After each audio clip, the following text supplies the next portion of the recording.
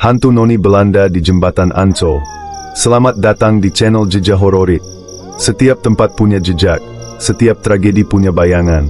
Dan malam ini, kita akan menelusuri kisah nyata yang membuat bulu kuduk merinding. Cerita dibuka dengan, "Bang, jangan ngebut, aku takut, ada yang ngeliatin kita." Suara seorang gadis terdengar bergetar di atas motor yang melaju pelan di malam gelap Ancol. Udara terasa lembab, jalanan lengang, dan jembatan tua di depan mereka tampak sepi, diterangi hanya oleh lampu jalan yang meredup seperti nyala lilin hampir padam. Sang pengendara, Rizky Darmawan, seorang mahasiswa yang baru pulang dari tugas kampus malam itu, mencoba menenangkan pacarnya, Nadira Kusumawardani. "Ah, kamu kebanyakan mikir, itu cuma bayangan pohon." Namun dalam hati, Rizky merasakan sesuatu yang janggal. Suasana terasa terlalu sunyi, seolah ada mata tak kasat mata yang mengawasi dari balik kabut tipis yang merayap di permukaan air. Sebelum kita larut dalam kisah ini, pastikan Anda sudah subscribe channel Jejak Hororit agar tidak ketinggalan dengan cerita-cerita penuh misteri dan kisah nyata lainnya. Jembatan Ancol, bagi warga Jakarta, bukan sekadar jalan penghubung. Tempat ini menyimpan legenda kelam yang diwariskan turun-temurun.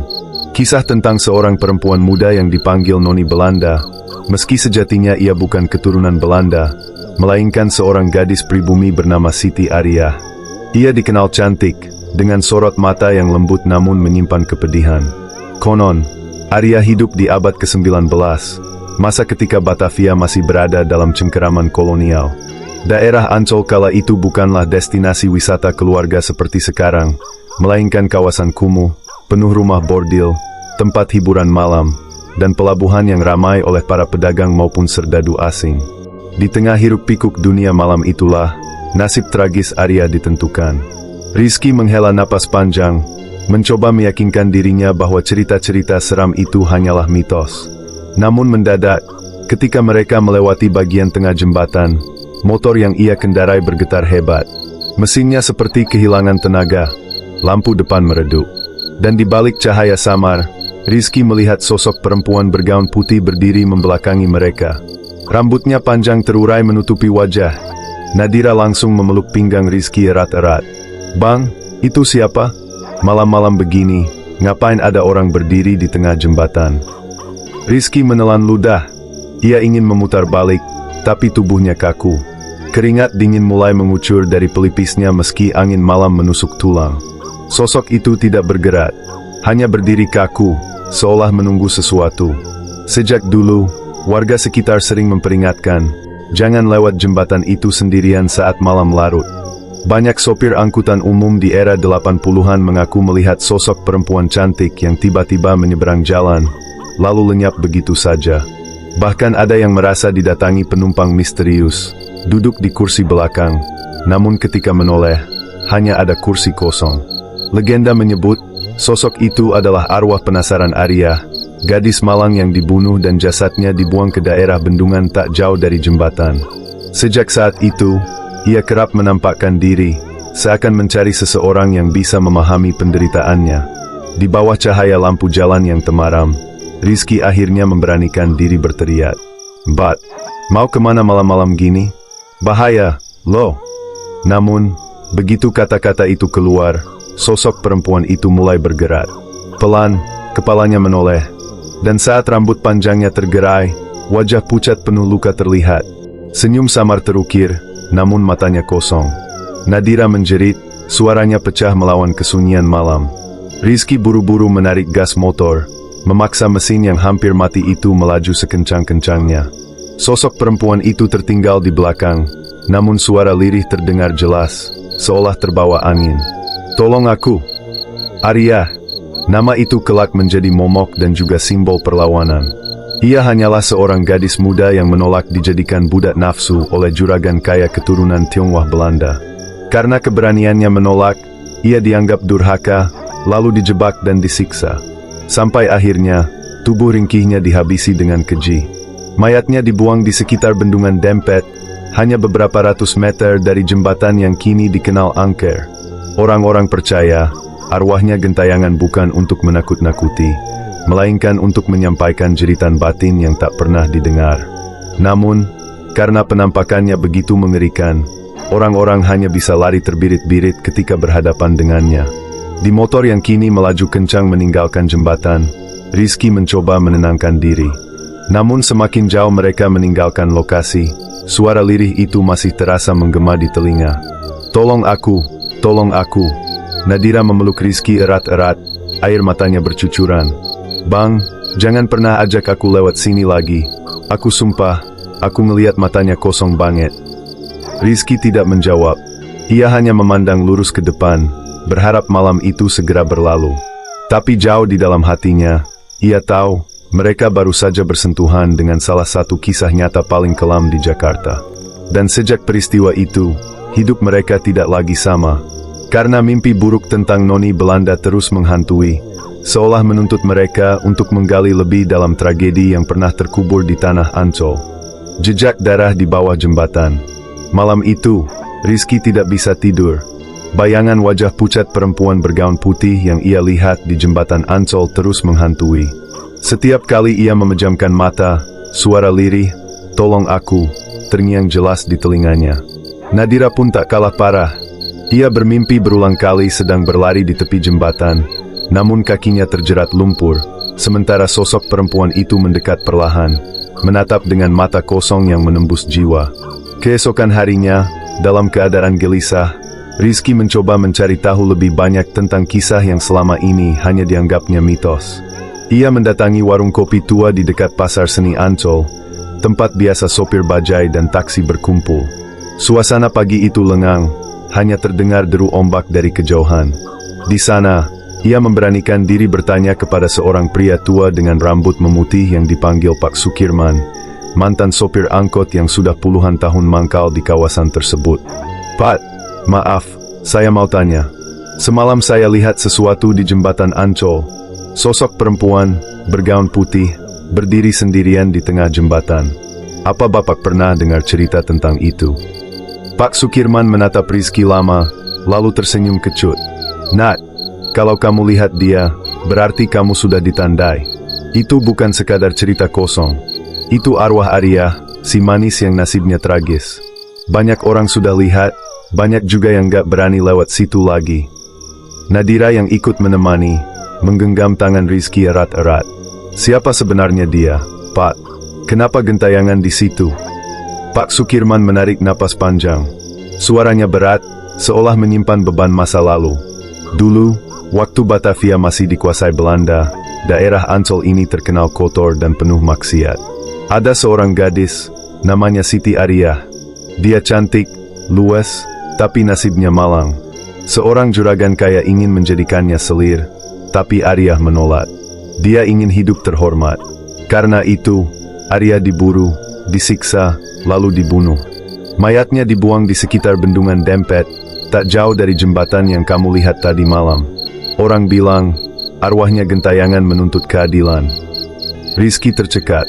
Kisah itu seperti membuka pintu yang tak seharusnya ia ketuk. Jadi, setiap orang yang melihatnya, apa yang akan terjadi? "Pak, tidak semua, Nat," jawab Pak Sukirman pelan. "Tapi ada yang bilang, kalau dia muncul, berarti ada pesan yang ingin disampaikan. Beberapa orang hanya sekadar melihat penampakan. Tapi ada juga yang tiba-tiba kecelakaan, motor atau mobilnya terguling. Ada pula yang jatuh sakit, mimpi buruk terus-menerus, sampai akhirnya meninggal dengan cara aneh." Nadira gemetar mendengar itu. "Bang, aku takut. Kenapa kita harus lewat situ kemarin?" Pak Sukirman menepuk bahunya. "Nat, jangan takut berlebihan.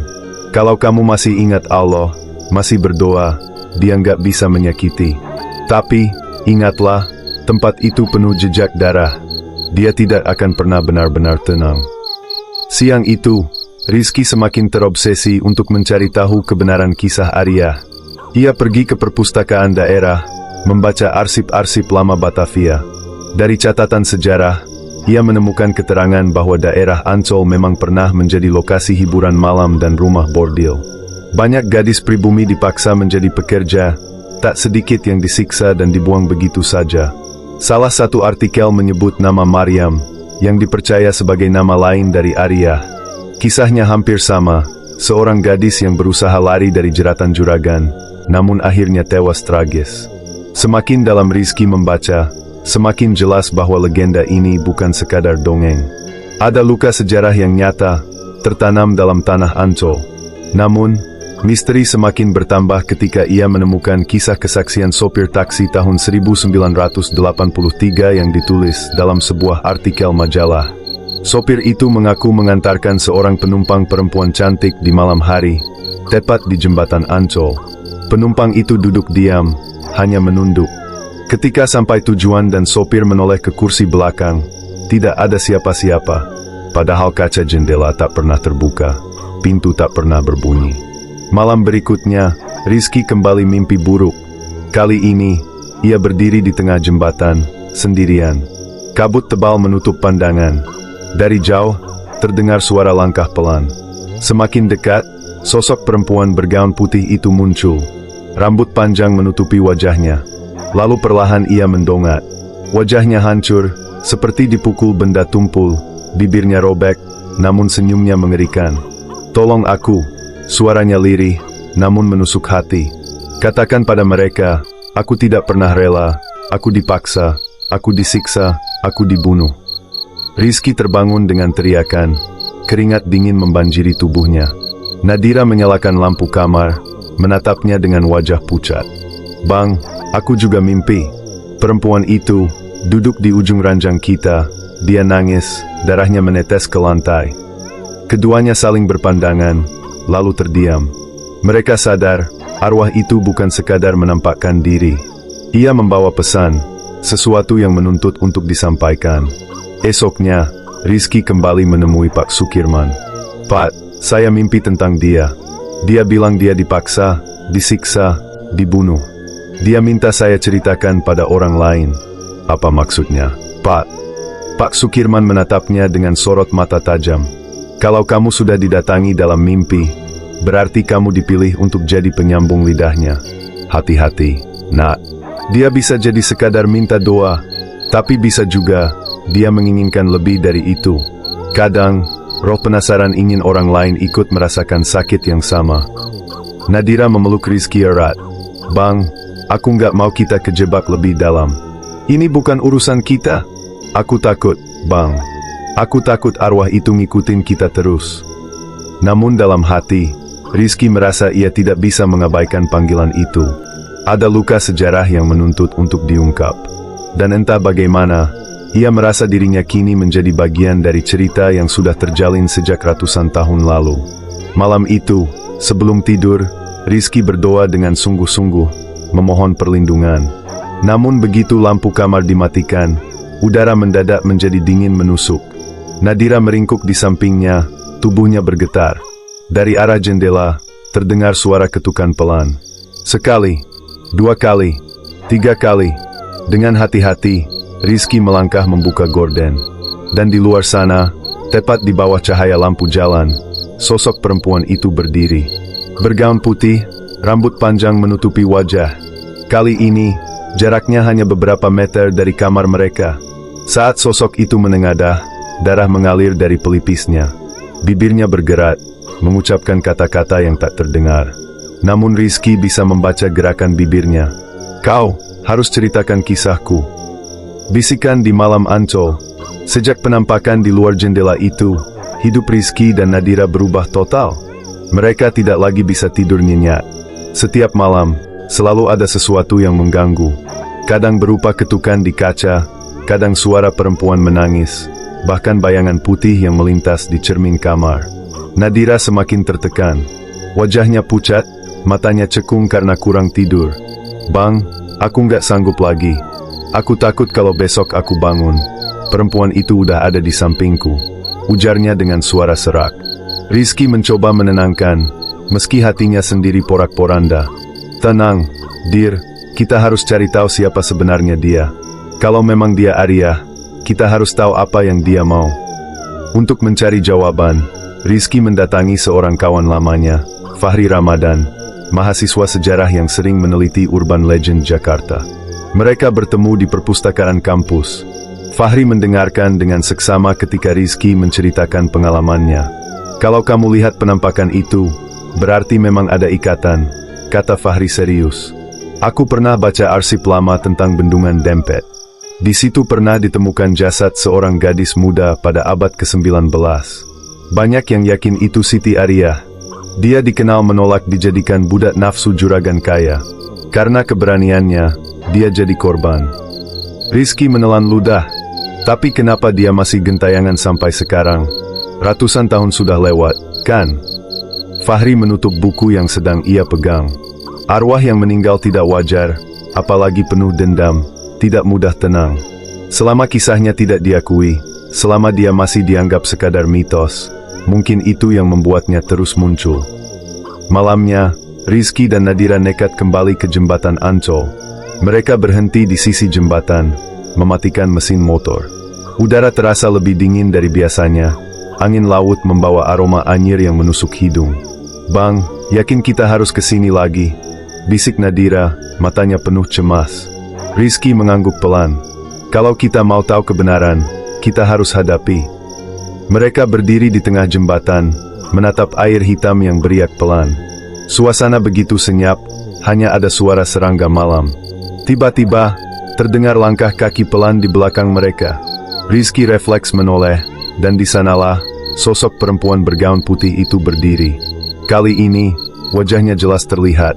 Cantik, namun pucat pasi. Bibirnya pecah-pecah, ada bekas lebam di lehernya. Matanya basah seakan terus menangis. Kenapa kalian kembali? Suaranya lirih, seperti angin yang berhembus melewati celah bambu. Nadira hampir pingsan, tubuhnya gemetar hebat. Rizky, dengan segala keberanian, mencoba bicara. Siapa kamu sebenarnya? Apa yang kamu mau dari kami? Sosok itu menatap mereka lama, lalu tersenyum getir. Aku, Ariyah. Aku dibunuh, tubuhku dibuang, tapi namaku dilupakan. Ceritakan penderitaanku, agar aku tidak hilang dari dunia ini. Suasana semakin mencekam. Lampu jalan di sekitar jembatan tiba-tiba berkelip, lalu padam seketika. Gelap gulita menelan mereka. Nadira menjerit, sementara Rizky memeluknya erat. Ketika lampu kembali menyala, sosok itu sudah menghilang. Keesokan harinya, Rizky dan Nadira menemui Bu Rukmini, seorang pedagang tua di pasar yang dikenal sering menjadi saksi kejadian mistis di kawasan Ancol. Bu Rukmini menatap mereka dengan mata tajam begitu mendengar nama Ariyah. Kalian sudah lihat dia? Suaranya berat. Kalau iya, berarti kalian punya tanggung jawab. Dulu, banyak sopir dan pedagang juga lihat. Ada yang sampai sakit berminggu-minggu. Tapi ada juga yang tiba-tiba dapat mimpi, disuruh nyampaikan sesuatu. Itu bukan sekadar arwah penasaran, nak. Itu jeritan sejarah yang minta dibebaskan. Nadira bertanya lirih, kalau kami ceritakan kisahnya, apakah dia akan pergi? Bu Rukmini menghela napas. Mungkin iya, mungkin juga tidak. Tapi setidaknya, kalian bisa membantu arwah itu dikenal bukan hanya sebagai hantu menakutkan, melainkan sebagai korban yang pernah ada. Malam berikutnya, teror semakin menjadi. Rizky terbangun karena mendengar suara isak tangis di dalam kamarnya. Ia menoleh, dan melihat Nadira duduk di lantai dengan mata kosong. Rambutnya menutupi wajah. Suara tangis itu keluar dari mulut Nadira, tapi nadanya bukan suara Nadira. Aku Ariyah, aku ingin kalian sampaikan, aku bukan sekadar legenda, aku pernah hidup, aku pernah disiksa, aku ingin dunia tahu. Rizky panik. Ia memeluk Nadira, membaca doa sekuat tenaga. Perlahan, tubuh Nadira berhenti bergetar, dan ia jatuh pingsan. Saat ia sadar kembali, ia tak ingat apapun. Nadira menangis ketakutan. Bang, kalau dia bisa masuk ke tubuhku, berarti dia nggak akan pernah berhenti sampai kita turuti kemauannya. Rizky mengangguk, wajahnya penuh tekad. Kalau begitu, kita harus cari tahu lebih dalam. Kita harus gali makam, arsip, apapun yang bisa membuktikan bahwa dia benar-benar ada. Kita harus menulis kisahnya, agar semua orang tahu. Namun, semakin mereka menggali, semakin berat beban yang mereka rasakan. Setiap kali nama Ariyah disebut, udara seakan mengeras. Barang-barang di rumah mereka sering berpindah tempat sendiri. Pintu kamar terbanting tiba-tiba. Bahkan kucing liar yang biasa bermain di halaman, kini enggan mendekat. Pada suatu malam, Rizky duduk sendirian menulis catatan tentang Arya. Tiba-tiba lampu padam. Dari kegelapan, muncul suara langkah pelan mendekat. Nafasnya tercekat, bulu kuduknya berdiri. Dari balik bayangan, sosok perempuan itu muncul lagi, wajahnya semakin jelas. Tulis, kisahku, sebelum aku datang menjemputmu. Rizky menggigil. Kali ini ia sadar, ini bukan sekadar penampakan. Ini sebuah tuntutan. Luka lama yang terungkap. Hari itu, Rizky memberanikan diri pergi ke arsip kota Jakarta. Ia ingin membuktikan bahwa Arya bukan sekadar hantu legenda, melainkan benar-benar seorang manusia yang pernah hidup. Berjam-jam ia menelusuri dokumen tua berdebu. Dari catatan pengadilan kolonial abad ke-19, ia menemukan nama seorang gadis pribumi bernama Arya, tercatat sebagai korban pembunuhan. Dokumen itu hanya menuliskan singkat. Seorang perempuan pribumi meninggal dunia setelah ditolak sebagai selir, ditemukan tak bernyawa di sekitar bendungan Ancol. Jantung Rizky berdegup kencang. Ini bukti nyata. Ia segera menyalin catatan itu.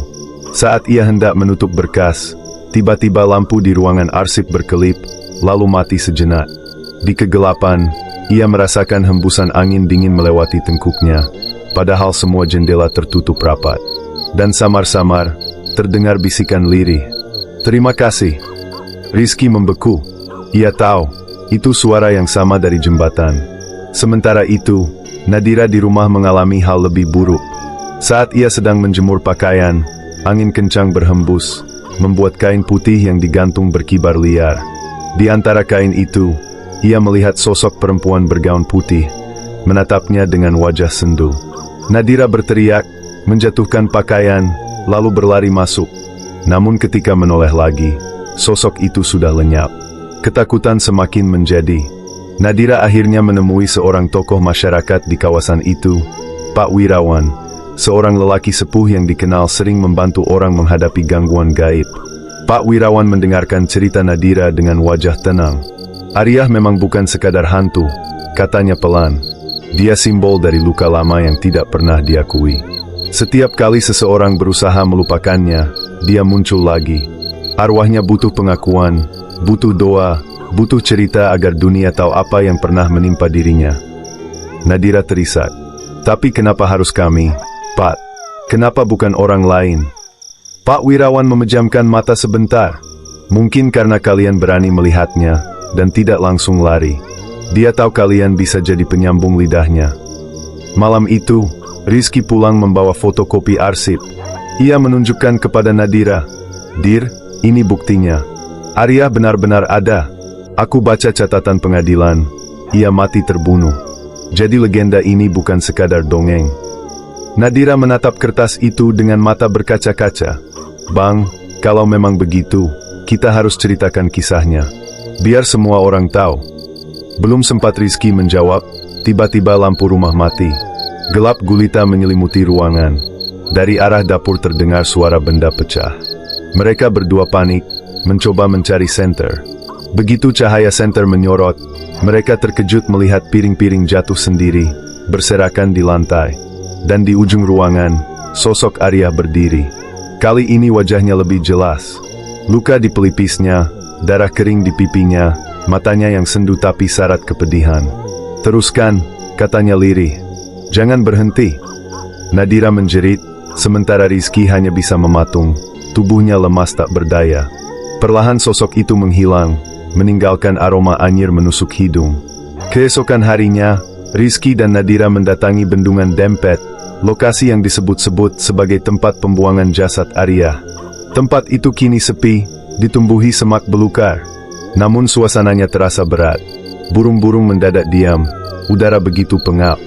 Rizky berjongkok, menyentuh tanah yang lembab. "Di sini, mungkin disinilah jasadnya dibuang," katanya lirih. Nadira menggenggam tangannya erat. "Bang, aku nggak tahan. Rasanya kayak ada yang ngeliatin kita dari bawah." Benar saja, saat mereka hendak pergi, terdengar suara gemericik air meski tak ada yang bergerak. Dan dari permukaan bendungan, muncul gelembung-gelembung kecil. Suara lirih terdengar lagi, lebih jelas dari sebelumnya. "Aku Arya, Aku pernah ada, jangan biarkan aku dilupakan. Nadira berlari ketakutan, sementara Rizky berdiri terpaku, matanya berkaca-kaca. Ia merasakan campuran horor dan iba. Sosok itu bukan hanya hantu menakutkan. Ia adalah korban sejarah, yang hanya ingin kisahnya diingat. Sejak hari itu, Rizky mulai menulis kisah Arya dengan tekun. Malam demi malam ia menuangkan catatan dari arsip, kesaksian orang-orang, dan pengalaman pribadinya. Namun setiap kali ia menulis, gangguan selalu datang. Suara kursi bergeser sendiri, pintu terbuka perlahan, bahkan kertas-kertas tulisannya berterbangan tanpa sebab. Namun anehnya, setiap kali ia menulis nama Arya, suasana mendadak hening. Seolah arwah itu mengawasi dan memberi restu. Nadira semakin cemas. Bang, aku takut kalau semakin kita tulis, semakin besar juga gangguannya. Rizky menatapnya serius. Justru dengan menulis, kita bisa selesaikan ini. Kalau tidak, dia akan terus muncul. Aku yakin ini cara kita untuk membebaskannya. Pada suatu malam, ketika Rizky hampir menyelesaikan draft kisahnya, ia mendengar suara langkah di belakang. Ia menoleh, dan sosok Arya berdiri di ambang pintu kamarnya. Wajahnya pucat, tapi kali ini ada senyum samar. "Terima kasih," katanya. "Tapi, belum selesai. Masih ada yang belum kau tahu." Lalu sosok itu lenyap, meninggalkan Rizky dalam kebingungan. Apa maksudnya? Bukankah semua sudah jelas? Disinilah, Rizky sadar bahwa misteri Arya belum sepenuhnya terungkap. Ada rahasia lain, sesuatu yang lebih kelam, yang masih tersembunyi di balik jembatan Ancol. Rahasia terakhir di jembatan Ancol. Malam itu, Rizky duduk di depan meja belajarnya. Di tangannya, hampir selesai sebuah naskah panjang berisi kisah Arya. Naskah yang ia yakini bisa menjadi saksi sejarah. Namun kata-kata terakhir sulit ia tulis. Ia merasa ada yang masih kurang. Seperti ada lubang besar dalam cerita yang belum terisi. Ketika ia termenung, jendela kamar bergetar pelan. Angin malam bertiup masuk, membawa aroma anyir yang menusuk hidung. Rizky menoleh, dan mendapati sosok Arya berdiri di luar jendela. Wajahnya jelas diterangi cahaya bulan. Kali ini, ia tidak tampak marah atau menyeramkan. Matanya basah, suaranya lirih. "Kau sudah tulis, tapi ada yang belum kau tahu. Aku bukan hanya korban, aku juga saksi kejahatan yang lebih besar. Mereka menyembunyikan banyak mayat di sekitar jembatan itu. Aku hanya salah satunya." Kata-kata itu membuat darah Rizky berdesir. "Apa maksudmu, Arya? Ada korban lain?" Arya mengangguk pelan. "Bukan hanya aku. Banyak gadis sepertiku, dipaksa, disiksa, lalu dibuang. Suara kami terkubur di tanah Ancol. Itulah sebabnya tempat ini tidak pernah benar-benar tenang." Sebelum Rizky sempat bertanya lagi, sosok itu menghilang. Keesokan harinya, Rizky menceritakan hal itu kepada Fahri dan Nadira. Mereka bertiga lalu bersepakat menelusuri sisi bawah jembatan Ancol pada malam hari. Dengan senter di tangan, mereka menyusuri tepian sungai keruh yang mengalir di bawah jembatan. Udara terasa berat, bau anyir makin pekat. "Bang, aku nggak enak hati," bisik Nadira, suaranya bergetar. Belum sempat Rizky menenangkan, senter Fahri menangkap sesuatu di permukaan tanah berlumpur. Sebuah tulang, menyerupai tulang manusia, menyembul dari tanah. Mereka bertiga terdiam, wajah pucat. "Astagfirullah," Fahri berbisik. Ini bukan kebetulan." Saat itu juga, udara mendadak berputar kencang, kabut tebal muncul dari arah sungai. Dan dari kabut itu, terlihat bayangan puluhan perempuan bergaun putih. Wajah mereka penuh luka, mata kosong menatap tajam. Mereka berdiri berjejer di sepanjang jembatan, seakan menunggu. Nadira menjerit, namun tubuhnya tak bisa bergerak. Rizky memeluknya erat, matanya tak lepas dari pemandangan horor itu. Salah satu sosok maju ke depan, Arya. Ia menatap Rizky, lalu berkata pelan, "Kami bukan sekadar legenda. Kami pernah ada. Ceritakan kami, atau kami akan terus di sini selamanya." Lampu jalan di atas jembatan padam serentak, meninggalkan kegelapan total. Hanya suara bisikan ratusan mulut yang bergema, "Ceritakan kami, ceritakan kami." Ketika cahaya kembali, semua sosok itu lenyap. Hanya Rizky, Nadira, dan Fahri yang berdiri gemetar di tepi jembatan. Mereka saling pandang, tahu bahwa malam itu mereka telah menyaksikan sesuatu yang tak bisa dijelaskan logika. Sejak malam itu, Rizky menyelesaikan naskahnya. Ia menulis bukan hanya kisah Arya, tapi juga kesaksian tentang puluhan arwah lain yang tak pernah mendapat keadilan. Ia sadar, tugasnya bukan sekadar menulis cerita horor. Ini adalah cara untuk memberi suara pada mereka yang dibungkam sejarah. Namun meski kisahnya selesai ditulis, bayangan itu tetap menghantui. Setiap kali ia melewati jembatan Ancol, Rizky merasakan tatapan kosong dari kegelapan. Dan di telinganya, bisikan itu selalu kembali. Kami masih di sini. Terima kasih sudah menyimak. Terus ikuti Jejak Hororit untuk mendapatkan kisah nyata penuh misteri dan inspirasi. Jangan lupa subscribe